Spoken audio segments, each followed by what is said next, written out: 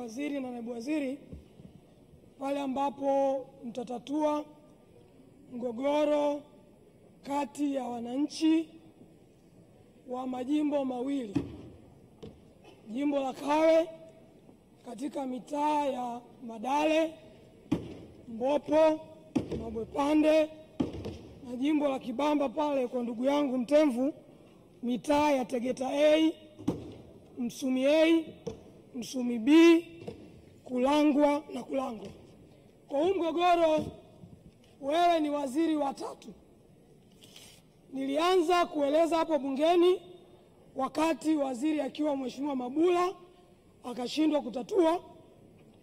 Nikaeleza waziri alipokuwa Jerry Silaa akakwama kutatua. Sasa wewe ni waziri wa tatu.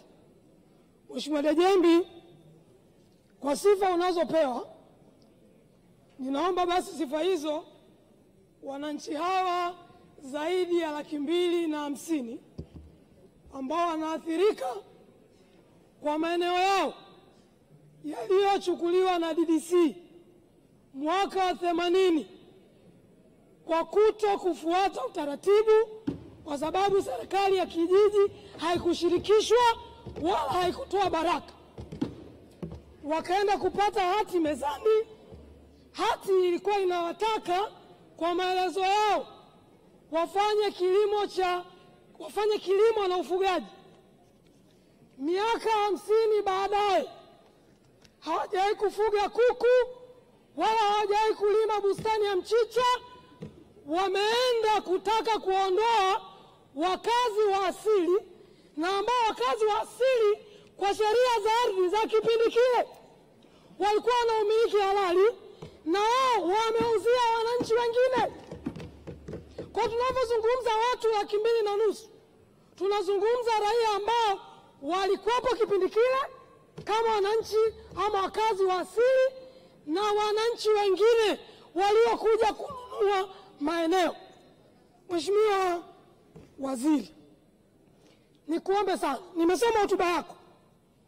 Unasema kwenye mwaka huu 25-26 mnataka kutatua migogoro 3,000.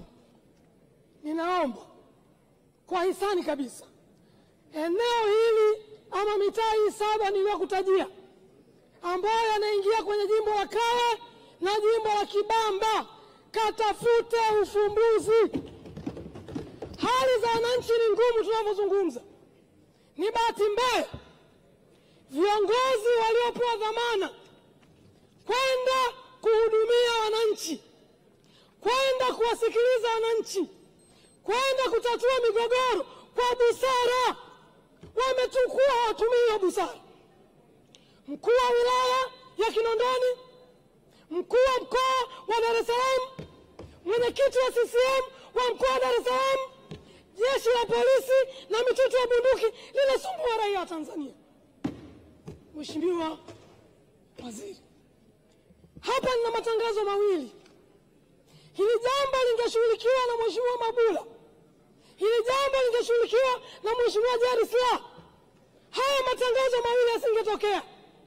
Kuna tangazo la tarehe 10 Februari 2024 limesainiwa na mkurugenzi wa manispaa ya Kinondoni, anasema anaenda kuuza viwanja vya halmashauri Mabwepande.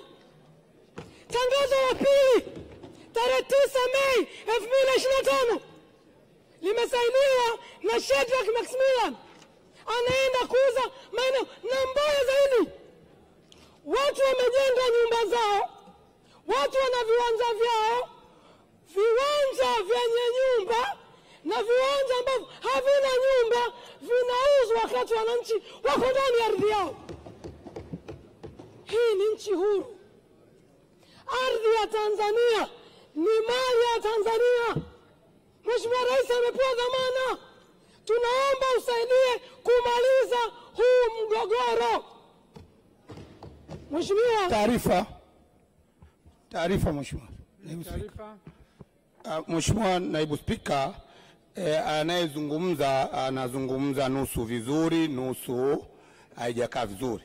Na kwa sababu kanishirikisha, na nafasi ya kumpa taarifa. Serikali imejitahidi kwenda na huu mgogoro kwa hatua, na hatua ya kwanza waliofanya chini ya mkuu wa mkoa wa Dar es Salaam, maeneo ambayo hayajavamiwa tayari. Twende taratibu. Acha kunipotezea muda. Maeneo ambayo hayajavamiwa katika eneo hilo, Mheshimiwa Naibu Spika, tayari serikali imetangaza wananchi waombe wapewe, lakini maeneo ambayo yamevamiwa serikali imetoa maelekezo tayari wananchi walipie kwa square mita shilingi 3,000 baada ya yale ambayo hajavamiwa square mita ni 15,000. Unaweza kuona tofauti hapa serikali iliyofanya. Waheshimiwa, tunaendesha bunge kwa kanuni. Taarifa ni sehemu ya haki ya mbunge ndani ya bunge. Na msemaji anapewa taarifa, jibu lake ni moja tu: kukubali taarifa au kuikataa, na endelea na shughuli zake. Mheshimiwa, haina haja kutupiana maneno, haina haja kugombana, wala haina haja jambo lolote. Ndio kanuni zinaposema. Na Mheshimiwa Halima, wewe ni mwanasheria, hizi kanuni tumetunga pamoja. Endelea. Mheshimiwa Naibu Spika, sipokei taarifa na ninamshauri mbunge. Acha upokee taarifa, endelea. Sipokei taarifa. Ushauri wangu ni kwamba akasome nyaraka zote za historia ya mgogoro huu, aende shule akajifunze. Mimi ni mbunge wa mwaka wa 20 sasa. Siwezi kusimama bila kuwa na nyaraka ya kuonyesha historia ya mgogoro ulitoka wapi mpaka tumefika wapi. Mheshimiwa Waziri, mgogoro huu unahusisha maeneo ambayo yana shule zaidi ya 15, yana vituo vya mafunzo vya serikali, kuna zahanati zaidi ya 3, kuna viwanda zaidi ya 5 Mheshimiwa, kuna taasisi za kidini zaidi ya 6, kuna makanisa, kuna ofisi za serikali, kuna maeneo ya wekezaji, kuna maeneo ya maziko, na kuna vituo vya kulelea watoto yatima. Kwa ni eneo ambalo linahusu ekari zaidi ya 5,000. Kwa nimalizie, juzi wananchi walikuja wakakuona wizarani, umewaahidi wananchi utaenda kwenye maeneo husika kati ya tarehe 2 mpaka tarehe 7 mwezi wa 6.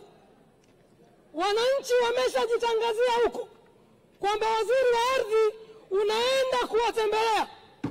Ninaomba ahadi yako itimie, ukatatue mgogoro. Ushauri wangu mwingine, Mheshimiwa Waziri, ushauri wa bure kabisa, nenda sikiliza pande zote. Watu ambao wanashiriki kukandamiza wananchi sasa hivi, wakijua una ziara, watakuwa wakupotoshe. Sikiliza upande wa serikali, sikiliza upande wa wananchi, upate kweli haki itendeke. Jambo la mwisho, tunalalamika hapa na naomba waziri utujibu. Tarehe 2 Februari 2022 Benki ya Dunia iliingia mkataba na serikali. Kengele yako ya pili shapigwa.